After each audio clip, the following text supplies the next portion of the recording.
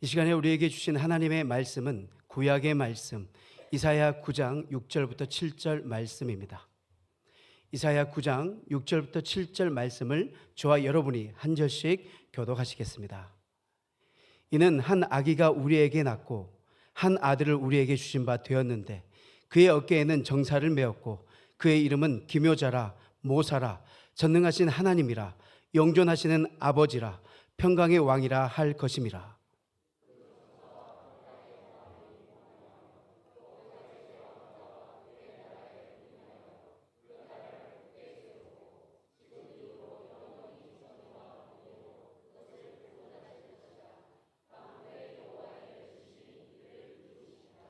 아멘.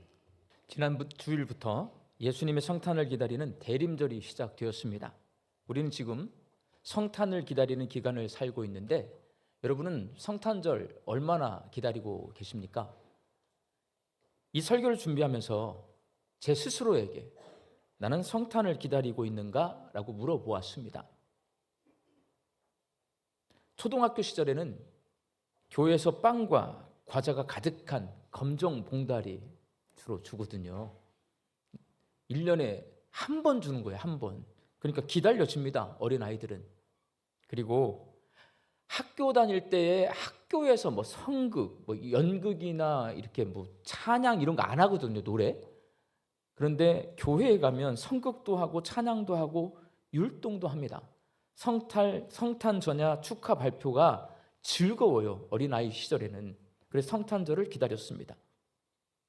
중고등부로 가면 더 재미있습니다. 왜냐하면 성탄 전야에 교회에서 친구들과 날을 셉니다. 먹을 것도 먹고 게임도 하고 그런 일이 다른 데서는 없는데 교회에서 그걸 하기 때문에. 그리고 새벽에 일어나 성탄절 아침이 되면 새벽송을 돌잖아요. 그런 게 다 너무 즐거워요. 그래서 성탄절을 기다렸던 것 같습니다. 그러나 청년 시절부터는 조금 이야기가 달라집니다. 분주해져요. 중고등부 교사를 하고 찬양대원 봉사를 하다 보니까 성탄절에 이제 내가 발표를 하는 게 아니고 애들을 가르쳐서 발표를 해야 돼요. 그리고 중고등부 학생들 밤새는데 내가 지도교사로 참여해가지고 옆에 난 있어줘야 돼요. 그리고 찬양대원으로 성탄절 칸타타 준비하느라 바쁘게 살다 보니 성탄절이 이제 분주해졌어요. 그리고 지금 목회자가 되어 있습니다. 목회자가 된 지금은 그렇게 분주함 플러스 부담감이 있습니다. 왜냐하면 이 성탄절기는 목회자가 2023년 사역을 마무리하고 2024년 사역을 계획해야 돼요. 그러면 굉장히 많은 생각들과 많은 업무가 주어집니다. 분주합니다. 양림교회 부임해 보니까 찾아오는 사람도 왜 이렇게 많은지 모르겠어요. 지난주에 너무너무 정신없이 사람을 만났네요. 그러니까 참석해야 될 모임도 많고 만나야 될 사람도 많습니다.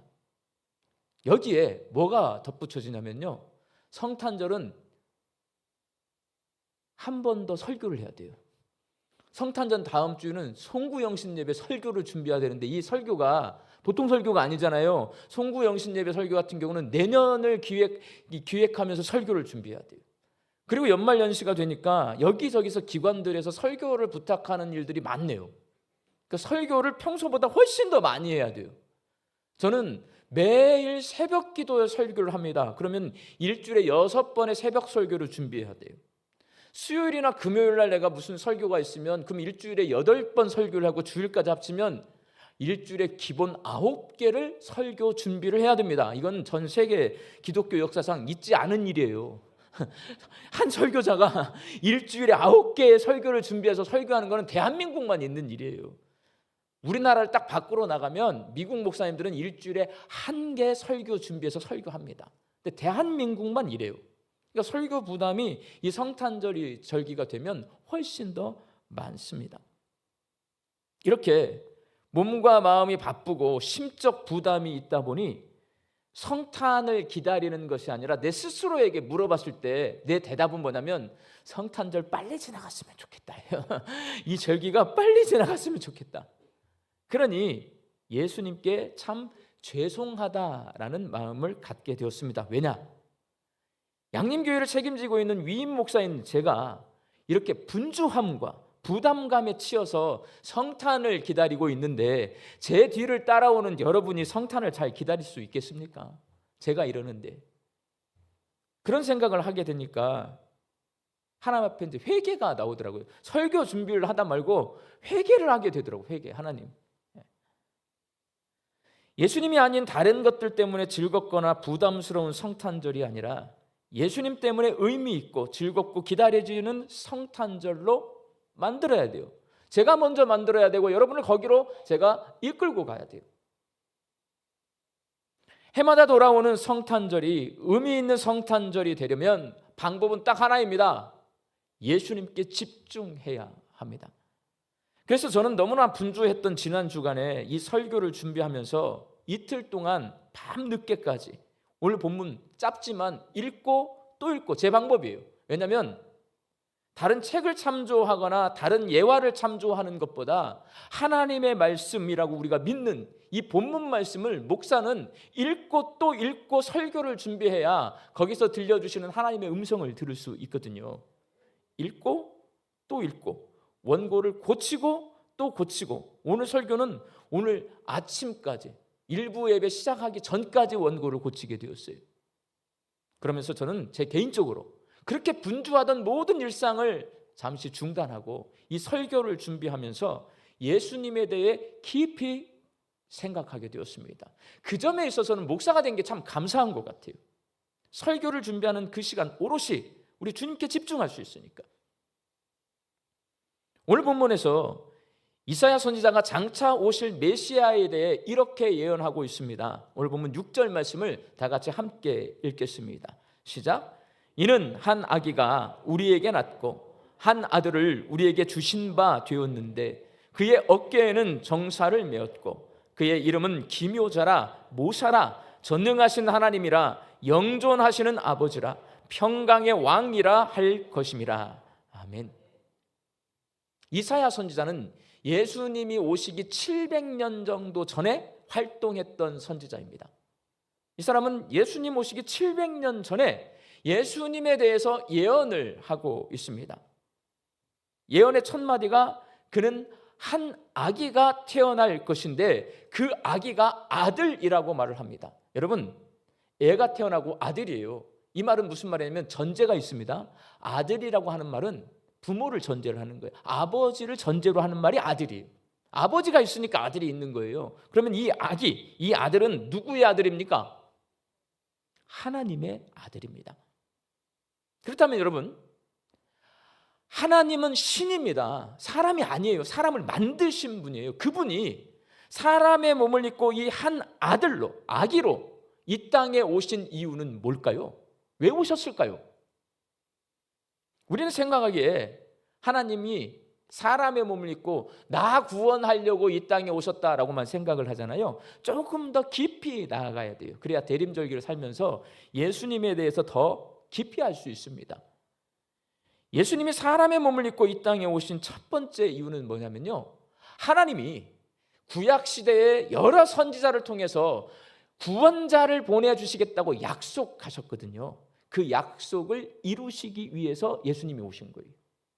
근데 예수님은 그냥 오신 게 아니고 하나님은 약속을 하셨어요. 그 약속을 지키기 위해 예수님이 오셨습니다. 이게 굉장히 중요한 의미입니다. 하나님은 반드시 약속을 지키시는 분이에요.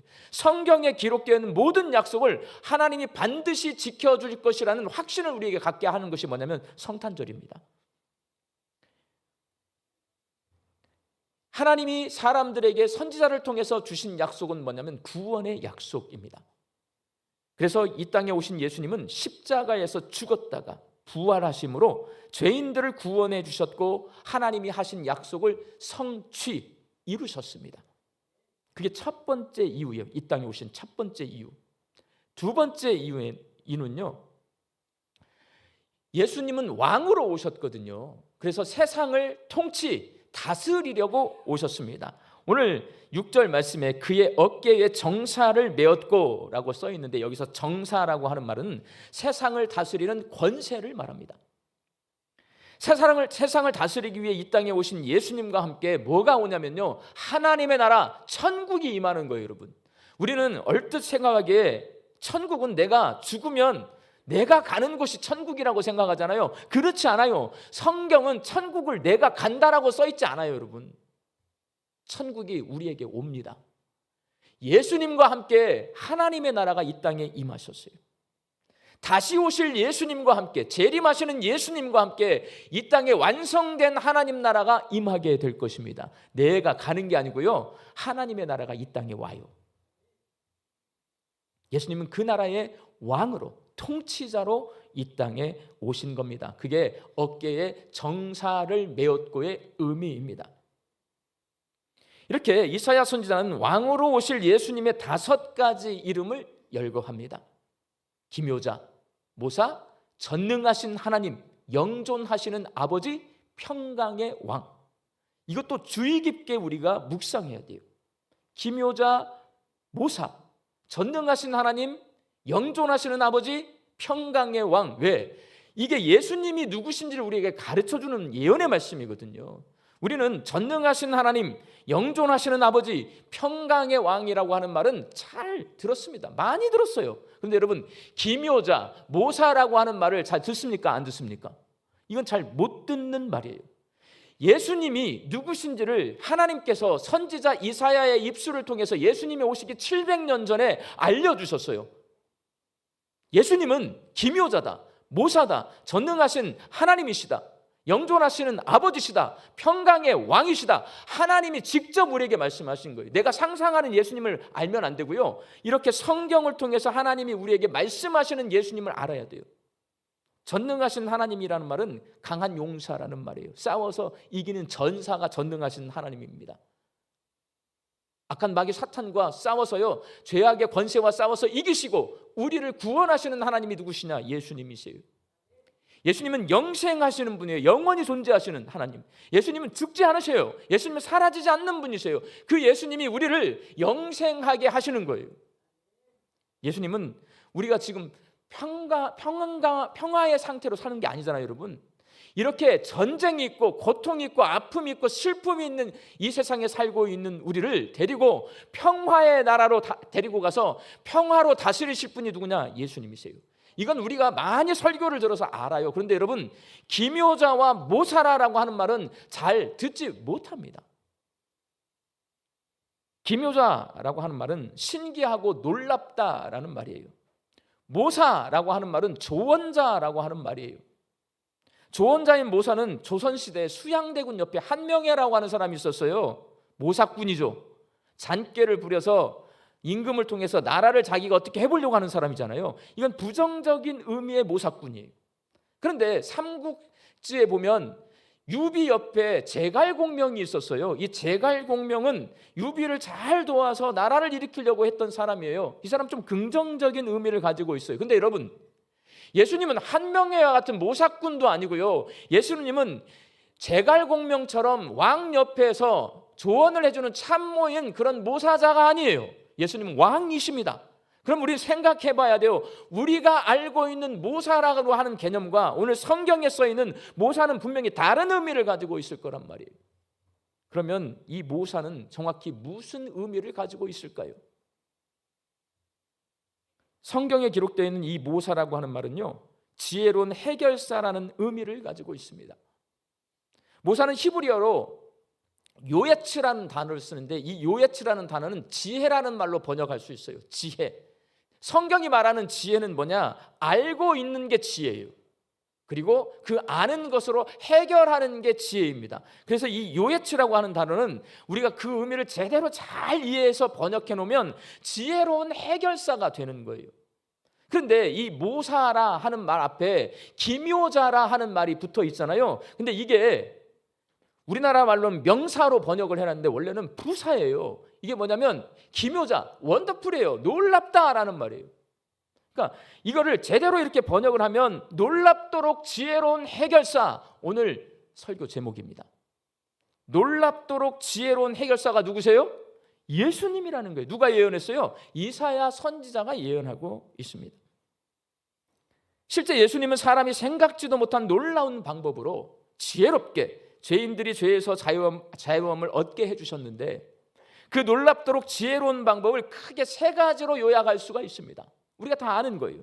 예수님은 첫 번째 문제 해결, 죄와 사망의 문제는요, 사람이 다른 것으로 절대로 해결할 수 없는 문제예요. 근데 그 문제를 예수님이 해결하셨거든요. 해결사예요. 근데 어떤 방법으로 해결하셨냐? 낮아짐이라고 하는 방법으로 해결하셨습니다. 하나님이 사람의 몸을 입고 이 땅에 내려오셨어요. 이건 낮아진 거잖아요. 근데 내려오셨을 때 예수님이 예루살렘 옆에 있는 베들레헴에서 태어나셨어요. 여러분, 예루살렘은 하나님의 성전이 있고 왕이 사는 곳입니다. 왕의 도성, 하나님의 도성, 시온 성이에요. 근데 예수님이 왕으로 오셨으면 거기서 태어나야 맞는데 그 예루살렘을 비껴서 그 옆에 조그마한 베들레헴에 태어나셨어요. 이것도 낮아짐의 상징입니다. 왕의 도시에 안 오셨어요. 거기서 그러면 자라날 때라도 예루살렘으로 들어가서 교육도 거기서 받고 활동도 거기서 하셨으면 왕다운 면모를 갖추실 텐데 어디로 가셨어요? 갈릴리 나사렛으로 가셨습니다. 여러분, 갈릴리는 그 당시에 이스라엘에서 가장 멸시받고 천대받는 동네예요. 여러분, 갈릴리는 사람들이 인정해주지 않는 동네인데 예수님은 거기를 굳이 찾아가셔서 나사렛에서 자라나셨어요. 낮아지신 것입니다. 예수님은 십자가에 죽기까지 낮아지셨어요. 신은 죽지 않습니다. 하나님은 죽지 않아요. 그런데 예수님은 사람의 몸을 입고 오셔서 우리 인간처럼 죽으셨어요. 낮아진 것이에요. 낮아지고 또 낮아지고 더 낮아져서 예수님은 깜짝 놀라게 죄와 죽음의 문제를 해결하신 해결사가 되십니다. 예수님의 두 번째 문제 해결 방법은 우리가 잘 아는 거예요. 자기 희생입니다. 예수님 당시 십자가는 중대한 범죄를 저지른 흉악범들을 죽이는 사형틀이었습니다. 십자가는 원래 형벌의 상징이었어요. 그러나 죄 없고 흠 없는 예수님이 자기를 희생시켜서 십자가에 죽으셨을 때에 모든 사람의 죄를 대속해 주실 수가 있었고, 이제 십자가는 구원의 상징이 되었습니다. 나를 희생했을 때, 내 생명을 내어 놓았을 때에 그렇게 자기 희생으로 죄와 사망의 권세를 예수님이 해결해 주셨어요. 예수님의 세 번째 문제 해결 방법은 사랑입니다. 이사야 선지자는 예수님을 영존하시는 아버지라고 오늘 본문 6절에서 말해요. 아버지라는 말은 자녀라는 말을 전제하는 말이에요. 우리와 예수님의 관계를 아버지와 자녀의 관계로 말씀하시잖아요. 아버지와 자녀 관계, 부모와 자녀 관계는 어떤 관계예요, 여러분? 가장 사랑을 대표하는 관계 아닙니까? 그래서 결국 영존하시는 아버지라고 하는 이 말은 가만히 깊이 묵상을 해보면 우리와 예수님의 관계가 사랑으로 매여 있다는 것을 알려주는 말씀이랍니다. 예수님이 낮아져서 성육신 하시고 자기를 희생하셔서 십자가에 죽으심으로 사람들의 죄를 대속해 주신 것은 아버지가 자녀를 사랑하듯이 예수님이 죄인인 우리들을 사랑하셨기 때문입니다. 예수님이 이렇게 낮아지셨어요. 자기를 희생하셨어요. 우리를 죽기까지 사랑하셨어요. 이 방법으로 모든 문제를 해결하고 우리의 구원자가 되셨고 하나님의 약속을 지키셨고 이 땅에 하나님 나라가 오게 하셨고 하나님 나라의 통치자가 되셨습니다. 근데 여러분, 우리가 한 가지 여기서 조금 더 깊이 생각해야 될 게 있습니다. 구약 성경이나 신약 성경 시대에는요, 남보다 낮아진다라고 하는 개념이 아예 없습니다. 그 시대에는요, 남보다 낮아지면 뭐가 되는 거냐면 노예가 되는 거예요. 어떻게 하면 노예가 되냐면 전쟁이 났는데 전쟁에서 지잖아요, 노예가 돼요. 아니면 죽어요. 그래서 그 당시에 낮아진다라고 하는 것은요, 내가 불명예스러운 사람이 된다라는 거예요. 그 당시에는 사랑이라는 것도 없어요, 여러분. 왜? 그 당시에는 내가 싸워서 남하고 이겨야 돼요. 그래서 구약 성경에 보면 동해보복범이라는 게 있어요. 내가 실수로 남의 눈을 때렸어요. 그럼 그 사람이 나의 눈을 때려서 내 눈을 아프게 합니다.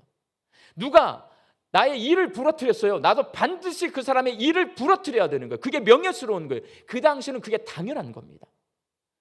용서해주고 사랑해주고 낮아지고 겸손해주고 그런 개념이 없어요.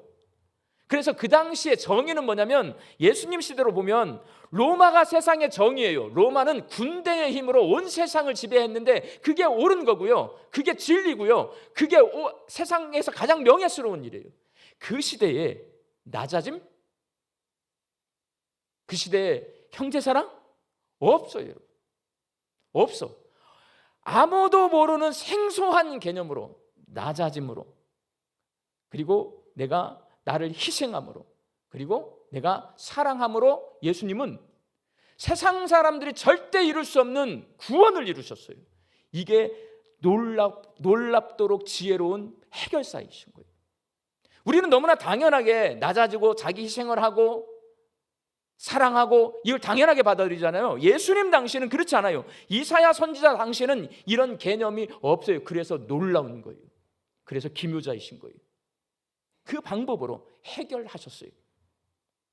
사랑하는 광주 양림교회 성도 여러분, 우리는 예수님이 내 죄와 죽음의 문제를 해결해 주신 구세주이심을 믿어서 구원받은 하나님 나라 백성이 되었습니다. 놀랍도록 지혜로운 해결사이신 예수님께서는 우리에게 한 가지 요구를 하십니다. 우리도 예수님 닮아서 놀랍도록 지혜로운 해결사가 되기를 원하십니다. 여러분은 지금 인생을 사는데 여러분 앞에 문제가 있습니까? 없습니까? 저는 있어요. 네. 우리는 인생을 살다 보면 문제를 만납니다. 우리 예수 믿는 사람은 예수님을 닮았다면 놀랍도록 지혜로운 방법으로 그 문제를 해결하는 해결사가 되어야 합니다. 예수님은 그 문제를 해결하는 방법을 이렇게 말씀하셔요. 예수님처럼 낮아지라 말씀하십니다. 마태복음 23장 12절 말씀 함께 읽겠습니다. 누구든지 자기를 높이는 자는 낮아지고 누구든지 자기를 낮추는 자는 높아지리라. 그 문제가 있잖아요, 여러분. 여러분 가지고 있는 문제가 있을 거예요. 그 문제 앞에 나를 낮춰서 그 문제 앞에 서세요. 그러면 문제가 해결되기 시작합니다. 내가 높아져 있어요. 내가 높아지면 문제가 문제로 보이지 않습니다. 내 문제로 안 보여요. 저 사람의 문제로 보여요. 그런데 그 문제가 내 문제로 받아들이려면 내가 낮아지면요, 그 문제가 내가 해결해야 될 문제로 내가 그 앞에 서게 되는 거예요. 그때 문제가 해결되기 시작합니다. 내가 높아진 사람은 절대 쟤 때문에 문제가 생겼지 나 때문에 문제가 생겼다고 아예 그 생각조차 하지 않아요. 그래서 다 남 탓을 해요. 문제가 발생하는 것은요, 저 사람과 나 사이에 발생한 거거든요. 그때는 저 사람 때문에 생겼다고 생각하는 거는 내가 예수님 닮지 않은 거예요. 이 문제가 생겼을 때는 조용히 그 문제 앞에 낮아져서 문제를 바라볼 수 있어야 돼요. 그러면 그때부터 문제는 해결되기 시작해요. 그럼 예수님은 뭐라고 말씀하시냐? 자기를 희생하라고 말씀하세요. 마태복음 16장 24절 말씀입니다. 같이 읽습니다. 시작. 누구든지 나를 따라오려거든 자기를 부인하고 자기 십자가를 지고 나를 따를 것이니라. 교만하고 이기적인 사람은요, 이미 십자가의 옛사람의 모습을 내가 못 박은 사람이에요. 그거 내 모습 아니야. 나는 겸손한 사람이야. 나 예수님 닮은 사람이야. 그 문제는 내가 해결해야 될 문제야. 이렇게 받아들이는 사람은요, 자기를 부인하는 사람이에요. 그 사람이. 근데 이 문제가 딱 있는데 다 저 사람 탓이야. 전부 나는 깨끗하고 저 사람이 다 잘못했어. 이렇게 생각하는 사람은요, 십자가 앞에 서지를 못하는 거예요. 그러면 자기 희생을 못합니다. 문제 앞에 내가 낮아져서 서잖아요. 그러면 예수님의 음성을 듣고 나를 희생하는 거예요.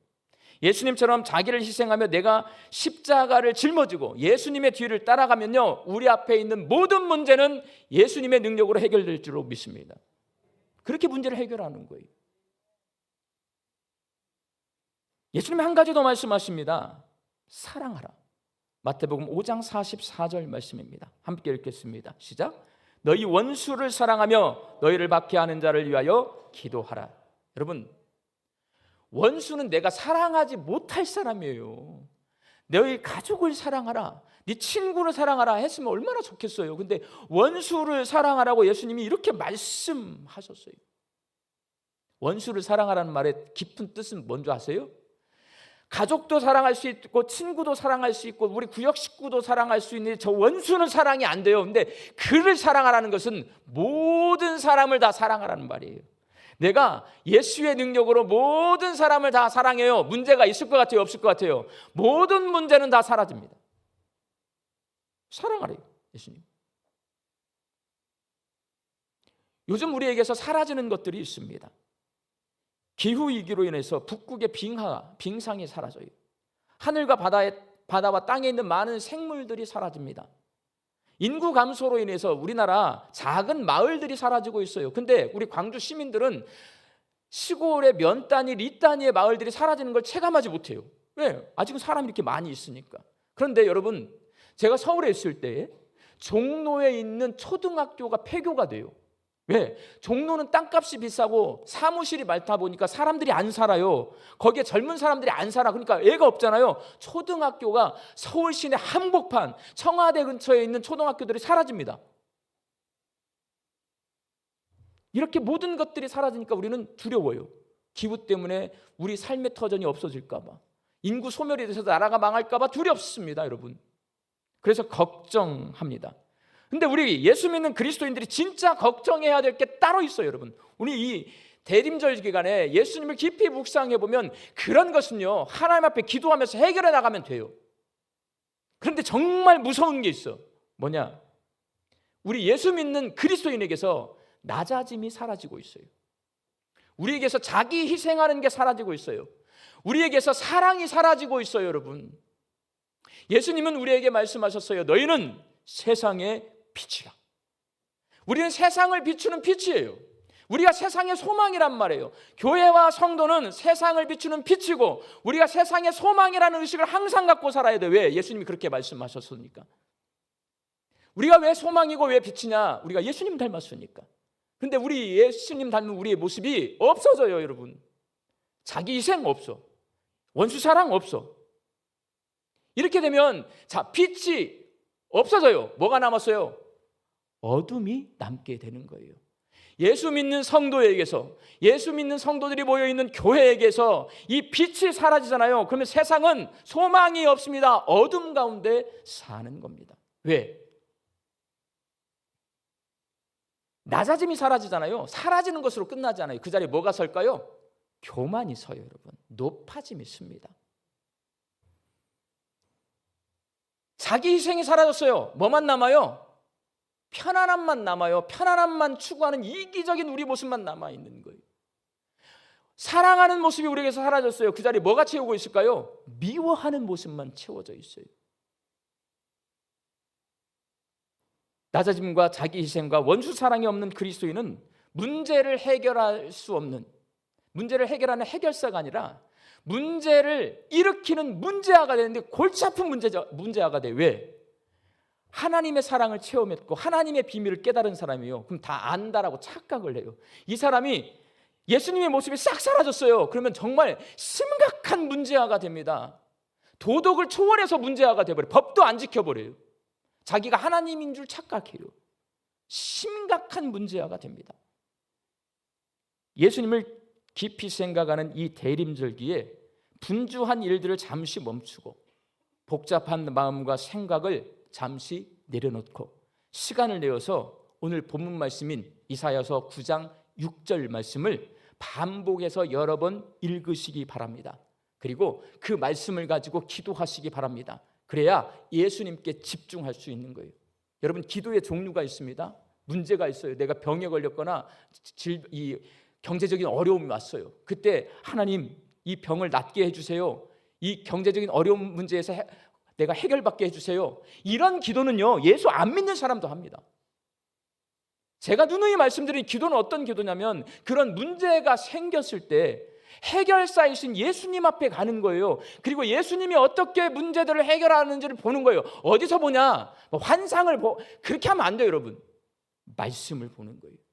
오늘 본문 말씀을 읽는 거예요. 이게 예수님이 놀랍도록 지혜로운 해결사라고 말씀해 주시잖아요. 이 말씀을 반복해서 끝도 없이 묵상하는 거예요. 그리고 이 말씀을 붙들고 기도하는 거예요. 이게 최고의 기도예요. 최고 수준의 기도. 하나님의 말씀 앞에 내가 서고 그 말씀으로 은혜를 받고 그 말씀을 깨닫고 그 말씀을 입각해서 하나님 앞에 기도하며 아뢰는 사람, 이 사람이 세상을 변화시키는 기도자예요.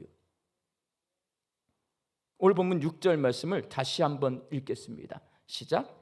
이는 한 아기가 우리에게 낳고 한 아들을 우리에게 주신 바 되었는데 그의 어깨에는 정사를 메었고 그의 이름은 기묘자라 모사라 전능하신 하나님이시라 영존하시는 아버지라 평강의 왕이라 할 것임이라. 이 말씀은 하나님이 이사야 선지자를 통해서 예수님이 누구신지를 우리에게 가르쳐 주셨고, 이 말씀을 깊이 묵상해 보면 예수님이 놀랍도록 세상 사람들은 알지도 못하는, 전혀 알지 못한 놀라운 지혜로운 방법으로 세상의 모든 문제들을 해결해 주시는 지혜자, 해결사라는 그런 메시지를 준 말씀이에요. 이 말씀을 붙들고 여러분의 문제를 붙들고 예수님의 능력 앞에 서서 낮아짐으로, 자기 희생함으로, 사랑함으로 하나님 이 문제들을 해결할 수 있게 도와주세요. 이 대림절기에 기도하면서 예수님께 집중하는 우리 광주 양림교회 성도들이 되시기를 예수님의 이름으로 축원합니다. 기도하겠습니다. 주님 오실 날을 기다리는 대림절기를 살고 있습니다. 저희들이 바쁜 일상 속에서도 예수님께 집중하여서 성탄을 기다리게 하여 주옵소서. 낮아짐과 자기 희생과 사랑으로 죄와 사망의 문제를 해결하신 놀랍도록 지혜로운 해결사이신 예수님처럼 우리도 낮아지고 자기를 희생하고 원수까지라도 사랑하며 살아서 문제를 일으키는 문제아가 아니라 문제를 해결하는 해결사로 살게 하여 주옵소서. 예수님의 이름으로 기도하옵나이다. 아멘.